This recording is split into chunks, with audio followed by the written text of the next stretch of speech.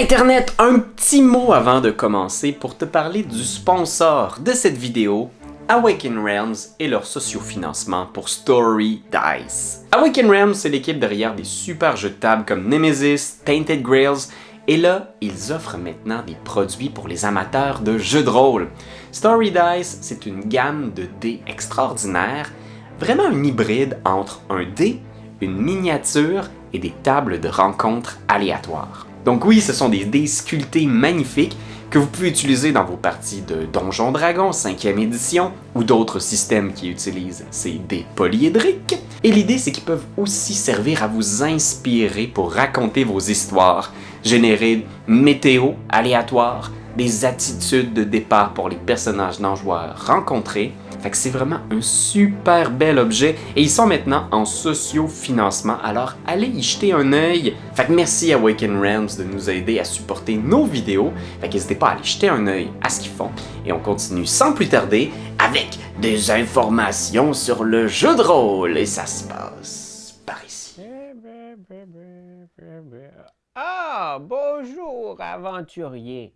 Bienvenue dans notre humble village qui cache toute une histoire. Le village, c'est un peu le départ, le point de départ de toutes les grandes aventures. Bien sûr, il y en a qui commencent dans la nature sauvage, sur un bateau ou au milieu d'une immense métropole, mais il y a quelque chose de nostalgique dans ces modules-là, ou ces campagnes qui démarrent dans un petit lieu, une communauté toute humble, une petite poignée d'une centaine d'habitants qui cohabitent en campagne, un peu isolés du monde. Ce qui est vraiment chouette d'un bon village, c'est que c'est souvent une communauté qui est organisée, qui a beaucoup de cœur, qui a un visage humain, où il est possible de connaître à peu près tout le monde, mais qui n'a pas nécessairement les immenses ressources nécessaires à lutter contre de réels dangers. Il y a par exemple probablement un aventurier à la retraite qui fait office de garde de la ville. Il y a peut-être un magicien ermite un peu loin du village, mais quand il y a un souci, c'est les aventuriers niveau 1 dont on a besoin pour affronter ces problèmes-là. Fait que le village, c'est l'endroit parfait pour débuter une aventure niveau 1, 2 jusqu'à niveau 5. Il y a vraiment quelque chose de cool à apprendre, à découvrir. Un village, ses rites, ses coutumes, ses habitants. Fait qu'aujourd'hui, je vais vous donner 5 conseils pour créer votre village, pour débuter votre aventure. Moi, j'ai l'impression que si vous lancez une campagne, vous pouvez tout à fait commencer avec juste un petit village. Ces quelques éléments que je vais vous présenter, vous avez à peine besoin de créer des donjons, des monstres, des trésors, des grosses battle maps, juste de faire des interactions avec les habitants de l'endroit et leurs différentes relations, leurs différents conflits. Ça va lancer vos joueurs dans une aventure sans même que vous prépariez à peu près rien. C'est à ce point-là engageant un bon village. T'sais, on parle village, on a tout de suite en tête les classiques des petits villages de jeux vidéo, de jeux vidéo à la RPG, là, où est-ce que c'est un village un peu anonyme. Il y a quelques petites chaumières, quelques vaches, rien d'autre. Il y a des clichés à éviter dans les villages. Puis comment donner un souffle unique à votre création? Ça ne prend pas grand-chose. D'abord, imaginez la géographie du lieu. Parce qu'un village, c'est fou à quel point ça peut lui donner une personnalité qui est juste une caractéristique géographique différente. Le village est séparé en deux par une rivière. Il y a une rivière trop large pour y construire un pont. Fait que pour l'instant, il y a juste un traversier, un bac. Il y a une petite barque où est-ce qu'il y a un homme d'un certain âge qui fait traverser les gens pour quelques pièces de cuivre. Et il peut vous donner un rabais si vous l'aidez pour un problème qu'il a. Ou peut-être qu'il y a un entrepreneur local qui cherche à construire un pont sur la rivière et il a besoin d'aide des aventuriers pour aller acquérir les matériaux. Tu sais déjà, cette géographie-là vient de vous créer 2 pistes d'aventure. Juste parce qu'il y a une rivière au milieu de la place. Mais ça peut être aussi beaucoup plus mystérieux. Il peut y avoir, par exemple, un cercle de pierre à la sortie du village. Personne n'a jamais su exactement à quoi elles servaient. Elles sont là depuis des milliers d'années. Il peut y avoir une crypte, un cimetière qui est là depuis des centaines de milliers d'années, qui a été laissé là par Dieu ceux quelle civilisation avant l'arrivée des premiers habitants du lieu. Vous pouvez aussi faire une géographie vraiment particulière, magique, que ce soit une falaise dans laquelle il y a des tunnels qui ont été creusés par des créatures magiques qui, paraît-il, n'habitent plus là. Il peut y avoir, par exemple, une zone particulière où de la magie apparaît spontanément dans le nord de la ville, puis ça crée toute une espèce de lot de cavernes multicolores. Tu sais, ces petits éléments-là géographiques peuvent vraiment devenir une saveur pour votre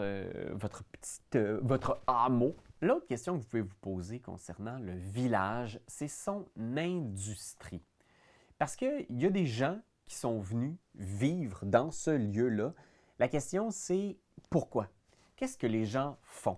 La plupart du temps, les villages sont des petits lieux de rassemblement pour les fermes avoisinantes. Donc, il y a probablement une communauté agricole qui vont soit faire de l'élevage de bétail ou peut-être cultiver différents types de céréales.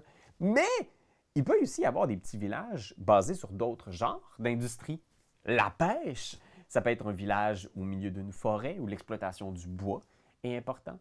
Ça peut être un village minier construit sur une montagne. Peut-être que les bâtiments sont comme accrochés aux falaises de la montagne, puis il y a des petits trottoirs et les gens qui viennent visiter, ils ne doivent pas avoir le vertige parce que c'est presque une escalade se rendre au magasin général. Pensez à un village qui est bâti aussi sur une ruée vers l'or. Peut-être que c'est un village très, très récent parce que plein de gens qui sont venus loin de l'Est.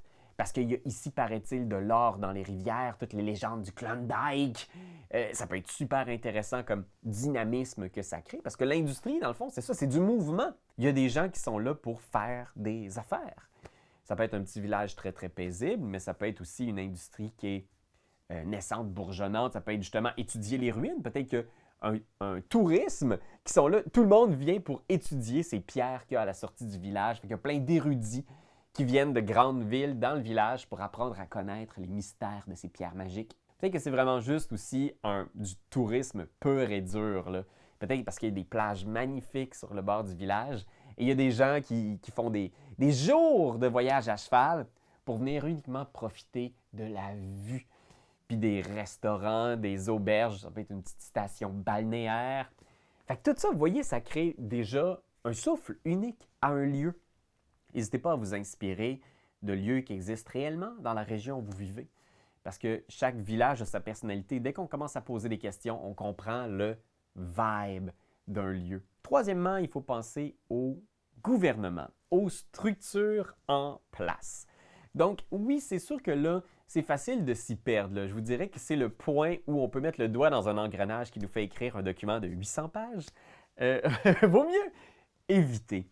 Je mise toujours sur la simplicité, mais déjà avoir un mot-clé pour parler de comment le village fonctionne. Par exemple, il y a un village super intéressant dans Iron Gods, une aventure de Pathfinder qu'on a roulée dernièrement, qui est une communauté libre.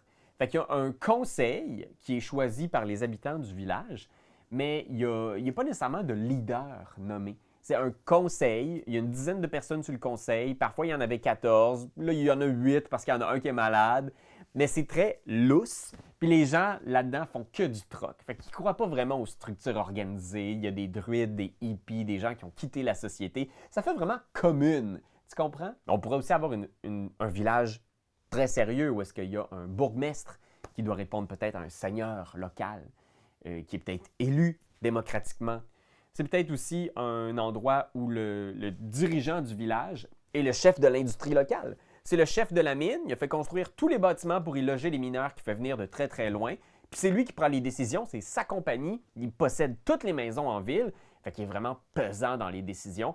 Puis si tu te fais l'ennemi de cette personne influente-là, ben attention, elle contrôle à peu près tous les aspects de la vie des habitants du village. Choisir qui dirige, c'est aussi représenter les figures d'autorité auxquelles forcément tes joueurs vont se frotter. Est-ce qu'il y a un shérif? Est-ce qu'il y a une garde? Ou est-ce qu'au contraire, le village est en ce moment un peu laissé dans une structure autonome où il n'y a pas vraiment personne pour prendre des décisions, puis quand ils font face à une crise, ils ont besoin que quelqu'un prenne le leadership, c'est peut-être là que tes joueurs vont intervenir. Et ensuite, bien sûr, un village, c'est des gens, c'est des visages. Fait qu'il faut créer des personnages notoires. Et là, moi, le conseil que je te donnerais quand tu crées ton village, c'est de ne pas créer un personnage niveau 17 qui est venu prendre sa retraite dans une tour à la sortie du village, puis qu'il va venir sauver les joueurs à tout moment, où il va venir mener faire « Ne vous en faites pas, je vais régler tout ça ». Il faut que les personnages notoires soient vraiment des figurants. Parce que c'est le film, c'est l'histoire, c'est le récit de tes joueurs. Ce sont eux les héros. Fait qu'essayons d'éviter de mettre des héros immortels comme habitants de ce village-là. Ça vient souvent briser la cohérence de notre histoire, parce que même si Elminster, le grand mage niveau 27, vit dans le village, n'intervient pas pour sauver la ville, on est comme... Mais pourquoi il n'est pas venu sauver quand les orques ont attaqué, quand on était à niveau 2? Mais non, il y avait d'autres choses à faire, tu sais. Évitons ce piège-là. Mettons des personnages qui sont d'un niveau de puissance, disons, plutôt respectable, humble. Il ne faut pas qu'ils volent la vedette à tes joueurs. Malgré tout, tu peux penser à toutes sortes de personnalités, à des conflits. Est-ce qu'il y a des artistes, des chialeuses locales? Est-ce qu'il y a une taverne, un lieu de rassemblement? Est-ce qu'il y a un sport local, une coutume? Qui dirige cette coutume-là? S'il y a justement une guilde, est-ce qu'il y a un maître de cette guilde-là? Quelle est son influence? Qu'est-ce que les gens pensent de cette personne-là? Fait qu'hésite pas. Ça, je pense que ça vaut la peine d'y investir un petit peu de temps. S'il y a un point de ta préparation qui vaut la peine, c'est de créer une liste d'une dizaine de personnages notoires. Pas besoin de leur faire un stat block, parce que les joueurs les combattront probablement pas. Mais tu peux quand même, ne serait-ce que leur trouver une caractéristique principale, peureux, confiant, arrogant, menteur, vessie nerveuse, ce qui t'inspire. Et à partir de là, tu peux aussi trouver des problèmes à ces gens-là. Puis ça, c'est le cœur de ton histoire. C'est là pourquoi est-ce que le village va générer probablement là, pour au moins 7 niveaux d'aventure. C'est que ces gens-là peuvent avoir des défis, des problèmes, des conflits. Puis tu as vraiment besoin de ça pour motiver, stimuler tes joueurs. Fait qu'hésite pas à faire, est-ce qu'il y a un érudit local qui veut absolument vérifier si la légende est vraie? Il a vu, lui, il pense, le Sasquatch, une créature des bois, dans la forêt. Il l'a vu plusieurs fois, personne ne veut le croire. Mais là, il cherche des gens pour aller avec lui dans la forêt, puis retrouver la bête, puis la ramener vivante au village. Ça pourrait même être une femme dont la fille est très malade et elle cherche des gens pour l'accompagner jusqu'à un autre village de l'autre côté de la rivière pour voir un guérisseur. Des gens, des individus avec un problème humain auquel on peut vraiment avoir de l'empathie pour ces gens-là, mais aussi des gens qui ont des problèmes et qui ont besoin des joueurs. Ça, c'est quelques pistes pour ton village Internet, mais je pense que ce que tu dois retenir par-dessus tout, c'est que ce village-là doit se retrouver comme une petite bulle d'humanité au milieu de la nature magique et mystérieuse. C'est ça que je pense qui fait l'ingrédient secret d'un bon village. C'est qu'il est relativement isolé et les joueurs sont, pour ces habitants-là, une solution à plusieurs de leurs problèmes. Puis tout ça, là, ce que je t'ai résumé là, tu peux préparer ça en moins d'1 heure. Tu peux te faire une petite carte ou en trouver une en ligne, une carte d'un village. Il y a plein de sites Internet qui permettent de générer la géographie aléatoire d'un village. Je vais les mettre dans la description. Mais à partir d'une petite carte générée aléatoirement, tu n'as pas besoin de faire point 1, la maison de Olaf est ici. Tu peux l'improviser avec tes joueurs et prendre des notes pendant que tu joues. Peut-être même que les joueurs vont eux aussi faire naître des personnages de par leur backstory, de par leurs intérêts. Si quelqu'un te pose la question de « Hey, moi je me demandais ça, y a-tu un voleur que je connais en ville? » Tu peux faire « Tiens donc, je viens d'inventer quelque chose avec ton aide, mon ami. » Et tu viens de créer un nouveau personnage, un nouveau lieu, une nouvelle quête.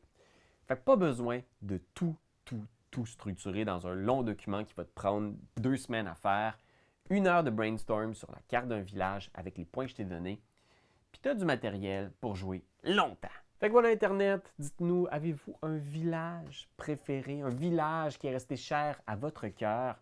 Laissez-le en commentaire, n'hésitez pas à nous partager vos beaux moments de jeu de rôle. Puis hey, on approche du 10 000 abonnés, là, j'en reviens pas, on s'en vient, je le sens qu'on peut y arriver. On n'a pas encore un défi, là. Je me suis pas mis une date pour atteindre le 10 000, Mais je me dis avant la Saint-Valentin. Fait que ce vidéo va sans doute paraître longtemps après. Là. Je veux que tu le saches. J'ai bon espoir que si c'est après la Saint-Valentin, on est 10 000. Fait qu'abonne-toi à Internet pour avoir plein de nouvelles informations sur Donjons Dragons, les jeux de rôle et les villages. J'ai déjà parlé de mon petit village des Cantons de l'Est. Un beau lieu. Il s'appelle Waterloo.